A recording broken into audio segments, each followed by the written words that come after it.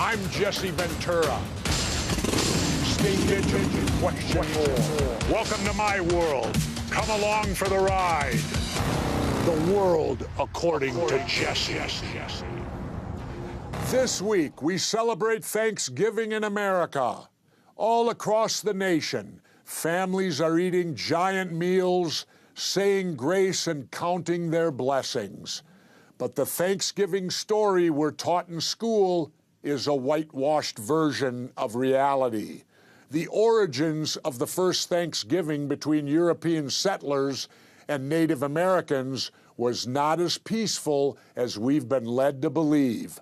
The truth behind this American tradition is much more sinister. Today, we reveal the real history of Thanksgiving. So sit tight. The show starts now. The world according to Jesse. Hello and welcome to The World According to Jesse. I'm Brigida Santos. Thanksgiving was originally deemed a holiday in 1637 by John Winthrop, the governor of Massachusetts Bay Colony. On that day, Native Americans and Pilgrims sat down in modern-day Connecticut to share a meal. That part is true. But according to historians, settlers from 4 New England colonies spent the previous year engaged in a brutal war with a tribe called the Pequot Nation.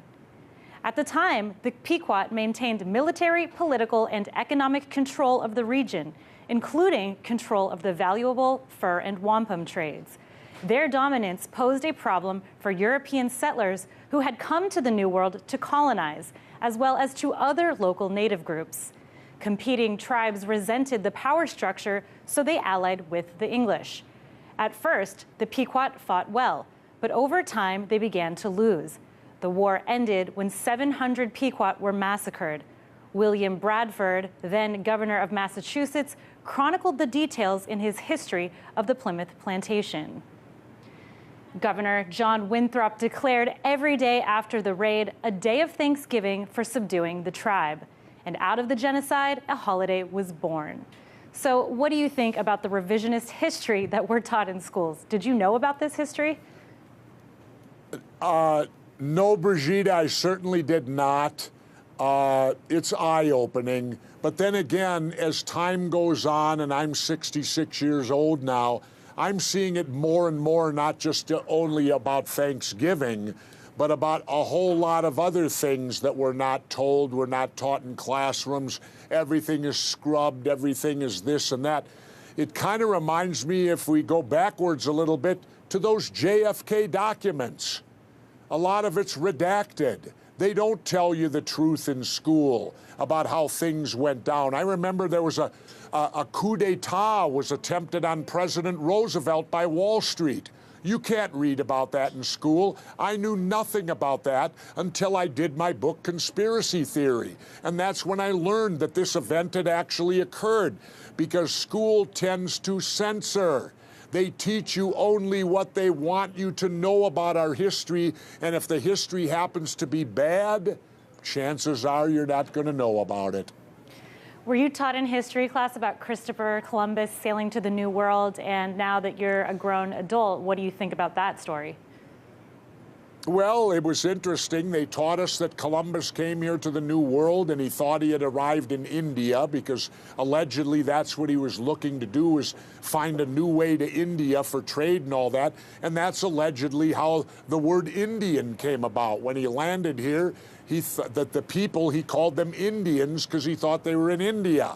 And then lo and behold, as time goes on, you think it's wonderful, because the day Columbus discovered America, well, how do you discover something unless you're looking at it from a European point of view? There were already people here. This place already had people living here, indigenous people. So he didn't discover nothing. But we were told he discovered it and life was wonderful. Today you find out this guy was horrible.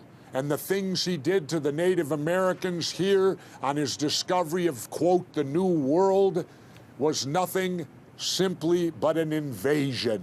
Columbus led the invasion of North America. Now, this doesn't just apply to the United States. In fact, if you look at the history of civilization, it is the history of genocide. Look at the Roman Empire, which is now considered one of the greatest civilizations of all time. What do you think about that fact? Well, it's true, and we're following the road of the Roman Empire, the road they took. You know, we're all into entertainment. We got wars happening all around the world. It's bankrupting our country. If anyone would actually look at the Roman Empire and apply it to the United States today, the parallels are scary. That's right. Now, the Roman Empire lasted only 500 years, and America is about half as old as Rome was when it fell. Do you think that the United States is going to suffer the same fate? What would it take for us to not suffer that fate? Well, they always tell you if you don't read history, you're doomed to repeat it, right? And it just seems to me we're not studying the Roman Empire to learn what they did wrong. We seem to be following the Roman Empire, to a T. We're following their playbook. Now, I can't foresee the future. I don't know if the United States will go down that road and fall, but we certainly are heading in that direction, and somebody needs to change direction of this country, or I think very well we could end up like the Roman Empire. 500 years, and we may then drop to the bottom rather than rising to the top. The scary thing for me, Brigida, is the feelings I get today that the United States has seen its best days. I never had that as a kid. I always felt our best days were still in front of us, but today I'm starting to believe our best days may be behind us. The world according to Jesse. Indigenous territories encompass 22% of Earth's land surface and coincide with up to 80% of the planet's biodiversity. Yet native lands are under attack. While some laws do protect these lands, big energy projects like the Dakota Access Pipeline and climate change undermine these protections. Because of rising sea levels and land subsidence, Native Americans are now becoming climate refugees. But the people are fighting back, not only on behalf of Native Americans, but on behalf of all humankind. Some of these people include the Youth Climate Interveners, a group of 13 young activists from Minnesota who are now taking on Enbridge Energy. A judge recently granted them the right to represent parties in the contested Enbridge pipeline case. The proposed $7.5 billion pipeline would run across the northern part of Minnesota. These millennials argue that their generation will suffer the most if the project moves forward. So they have now joined 5 indigenous tribes and several organizations in the fight. Governor, what would you tell these young activists from your home state? I would tell them they're doing exactly what I say on the end of every one of my shows. They're being vigilant. There is nothing wrong with protest in the United States of America. It's supposed to be protected by our First Amendment rights, that we have the right to petition our government if we think we're being violated or we're upset or whatever it might be. I say hip, hip, hooray to them. And as far as a quick message to our government, why do we continue to spend all our resources on fossil fuel when it's a fuel of the past? We should be looking to that big disk in the sky up there called the sun. It's not going to burn out for another 4.5 billion years. That's where we need to go, not into the earth anymore. It's old and it's archaic. So why is it so hard to protect native lands from these projects? Wouldn't it be in America's best interest to preserve these lands? Brigida, it's called money. M-O-N-E-Y. Show me the money. It is all about money. That's the bottom line. Oil companies have all sorts of money. They continue to have all sorts of money. They hold our elected politicians in a chokehold because of the money, and they need the money to make to prosper. Look like the other pipeline, the one that was going to run all the way down to the Gulf of Mexico because Canada wouldn't allow it to go through British Columbia. Well, they tell us it's for us, No, it wasn't. It was being run down there so they could load up oil down there and take it throughout the world. Remember something, oil companies are not national companies, they are international companies. All they care about is making money, and they have no loyalty to one country or the other as long as they prosper from it. All right, as a Minnesotan, what do you think about this proposed Line 3 expansion? Now, this pipeline would go from Alberta, Canada to Superior, Wisconsin, and it would replace an outdated pipeline along that same route. Now, Enbridge is a Canadian fossil fuel giant that has a history of spills and leaks at these facilities. What do you think about this? Well, I think that it's going to continue. And not only that, but aren't these oil pipelines perfect targets for terrorism? Absolutely they are. We should be investing in the future, not the past. We need to be investing into outer space, into energy from the sun. You know, Tesla automobiles, I hope they succeed, because that gets us off the dependency of fossil fuels.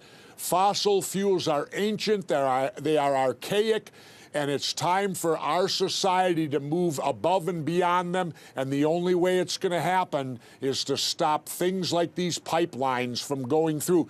Because the point of the pipelines isn't to help you or I. The point of the pipelines is so they can load up ships and sell internationally throughout the world. It has nothing to do with energy in America. It's got solely to do with big oil companies making big money and going anywhere they have to go to get their fossil fuel oil. So is this why you think that these older politicians don't seem to care as much as young people about climate change? Oh, I think it's totally about greed. It's all about money. When you go back to the famous All the President's Men, where Woodward meets with Deep Throat in the bowels of the parking ramp, what does he get told to him? Follow the money. Anytime you want to learn anything about government decisions or what's the active force playing in these decisions, rest assured, 99.9% of the time, it's going to have to do with money. Follow the money. This is big money. Politicians get paid off. Democrats and Republicans create a system based upon bribery. If you don't bribe them with money, you get no audience. So the old politicians know this bankrolls them to keep them in their jobs, to keep them where they continue to get elected over and over and over again. It's all about the money, and it always will be about the money. All right, it's time for a break. When we return, the governor sits down with a Native American activist for more on the real history of Thanksgiving. According to Jesse.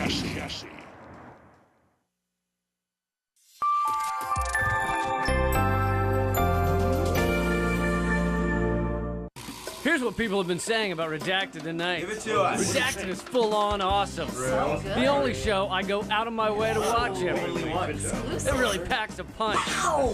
Lee Camp is the John Oliver of RT America. They do have the same accent. Hey, we are apparently better than boobs. Nothing's better than boobs. You see, people you've never heard of love Redacted tonight. The president of the World Bank, though, hates it. He doesn't really have any taste. Seriously, he sent us an email. You're watching an RT America special report. Man, it ain't about him. It's about you. It's about me. It's about everybody. Basically, everything that you think you know about civil society has broken down. There's always going to be somebody else one step ahead of the game. We should not be in the business of normalizing violence. We don't need people that think like this on our planet. This is an incredibly tense situation.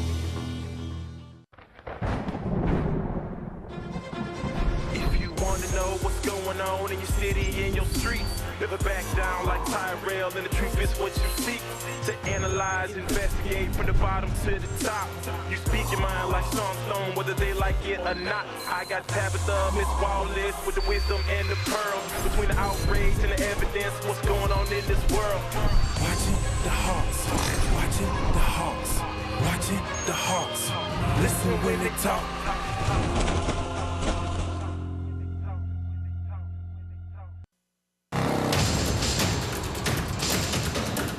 The world according to Jesse. Simon Moya Smith is the former culture editor of Indian Country. He is an Oglala, Lakota, and Chicano activist, and he's a journalist. I spoke to him earlier. The world according to Jesse. You're going to destroy Thanksgiving for me today and give me the real history on what Thanksgiving is from the Native American perspective? That's what I'm going to do. Okay, lay it on me. I mean, we've been told that this was like a powwow between the new people that arrived here and the Native Americans, and they all shared meal and everything was wonderful. And now you're going to tell me that that isn't quite the truth, huh? No, it's not quite the truth. See, that's the problem is when people tell the Thanksgiving narrative, they tell a kind of whitewashed mythological narrative. What really happened was when the English came here, when the pilgrims, quote-unquote pilgrims, came here, they had come to an area that was already ravaged by disease. A lot of natives had already died from disease and pestilence because of the Spanish settlement. So the story is that the white people came here and that they tilled the soil and et cetera. No, they didn't. They actually came to land that was already ready for farming. And what they did when they first got here, though, is they started to rob graves. They robbed graves. And one of the stories that isn't told is that they were so eager to get gold that they invested in just digging holes anywhere. They would just dig holes and they were looking for gold instead of planting crops. So when it got cold and they got hungry, they dug up Indian graves and ate the bodies. So you have, cannibalism, you have theft, and that doesn't even go into like the brutality that they enacted upon the indigenous people, like literally killing them with guns and with poison. Now, it makes it uncomfortable for people to talk about that side of the story, the real events, because it seems like it's un-American. But, if we read Lies My Teacher Told Me by James Lowen, he goes into detail that this isn't like, it's not about feel-good history, feel-bad history. It's just about history, and it doesn't serve anybody by ignoring what really happened to the indigenous people. So this big meal that we all have at Thanksgiving is all just propaganda. I mean, it's propaganda. So, like, when they first got here, when white people, and again, I'm going to say this, and it shocks a lot of people, these were invaders. I know we like to use soft language. The United States likes to use soft language like settlers and pilgrims. But these people were invaders. They invaded our territories. And so when they got here, they didn't know how to farm. They didn't know anything about this continent, so the indigenous people helped them. They helped them to farm. They gave them clothing. They gave them shelter. So when the typical story or the legendary story is that when the warmer weather came, the Pilgrims, it was actually the brainchild of Abraham Lincoln, who, by the way, holds the record for hanging the most Native Americans in one individual, day. He was like, we need a day to bring, everyone together, and we're going to do this. We're going to put an idea together, and why not Pilgrims and Indians? But again, it's like feel-good history, just like when we read things about Christopher Columbus. He sailed the ocean blue, 1492, and nobody talks about how he would hang 13 Native Americans at a time, one for every 12 apostle and one more for Jesus Christ. So when we talk about things like Thanksgiving, we have to recognize that for us, it's not a day of Thanksgiving, it's a day of mourning, but it's also a day to remember our resilience.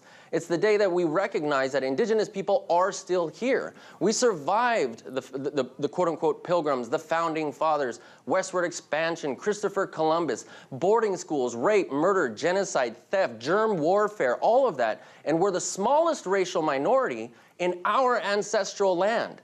And again, when people sit down to Thanksgiving, they have to remember, or I hope they remember, that even in November, that's Native American Heritage Month. It's a day to recognize that the indigenous people are still here, that we are doctors and we're lawyers and we're professors. We're not this just pan-Indian image that people like to think that's perpetuated by sports mascots and by Halloween costumes, etc. So seeing somebody like me really throws a curve for people. They're like, well, you don't look like an Indian. And again, we have to remember that 70% of natives now live in big cities. Not all of us have long hair, and a lot of us do. We're very diverse. We're not all speaking one language, we're speaking a diversity of languages. So every Thanksgiving, it's my hope that people recognize that we're still here and don't perpetuate the lie. Well, I can tell you, Simon, that every time the Washington football team comes to play the Minnesota Vikings, I always go out and march. I march with the Native Americans because I want that name changed. I won't even use it. I broadcasted 3 years in the NFL, 2 with Tampa Bay and 1 year with the Vikings, and I always referred to them only as Washington. I would never call them by their nickname. And in fact, I got christened a fellow warrior by some of the local powerful Native Americans here in Minnesota. So they're used to me showing up on that day, and we always march and protest on that. But why do you think it is, Simon? Why does our country continue to use propaganda and never tell us the truth in school and in our history books? What's the purpose for that? What do you think? I mean, it's really simple. You can't be the greatest nation in the world if you're guilty of a genocide. And I've said that time and again. I'm in Manhattan, you're in Minnesota. But this is all Indian land. This is all indigenous territory. This is all native ancestral land. And if we recognize that we stole it, or the United States stole it aggressively through policy, through, again, just taking it away, through genocide, through murders, I mean, if we recognize that, it's really difficult for people to celebrate Thanksgiving. It's really difficult for people to enjoy, I guess, the idea of Thanksgiving and Independence Day and et cetera, because it's become a civil, these holidays have become a civil religion. So when you talk about indigenous peoples, people just don't really want to recognize what really happened to our people and happens today. Again, we're talking about a race of people that there's still no Native pundits on mainstream news. I still bump into people that can't name me one Native American athlete, one Native musician, one Native actor. And that's the difficult part. We're so canceled out of the American conversation because it's associated with what this country has done and is doing and will continue to do unless we're included in these conversations and focusing on the solutions. And again, people don't want to ask what is a reservation. They just want to assume they know what it is when reservations were founded as prison camps. The first prison camps in the United States were native prison camps set up by European invaders. So it's really difficult for people to recognize what has happened to us and then at the same time go and have a Thanksgiving meal and wow, this holiday's kind of a sham, and we hope that people recognize that it is a sham. It's a lie. It's a blatant lie. What do we do now to educate the white people? You know, it's time the white people get educated a little bit in this country, I think. It's not too late. We can still save us, can't we? Yeah, and I wouldn't just say white people. I'd say America as a whole. You know, I've met African Americans who are fans of the Washington football team and don't even think that the name is a racial slur, even though it's defined as a racial slur. You know, I've seen Latinos in red face and headdress. You know, I'll be told I'm PC by someone of the LGBTQ community. It's people just don't know how to include natives in the conversation. People are still learning about who natives are and who we are today, that we didn't die out, that we're literally amongst everybody in our ancestral land. So it's about including natives in the conversation about things like police brutality. Natives are still more likely to be killed by police than any other demographic. Native women are 2.5 times more likely to be sexually assaulted than women of any other demographic. Nobody talks about these Native issues other than the Native. It's not that hard to include the Native in the conversation about things that affect all of us.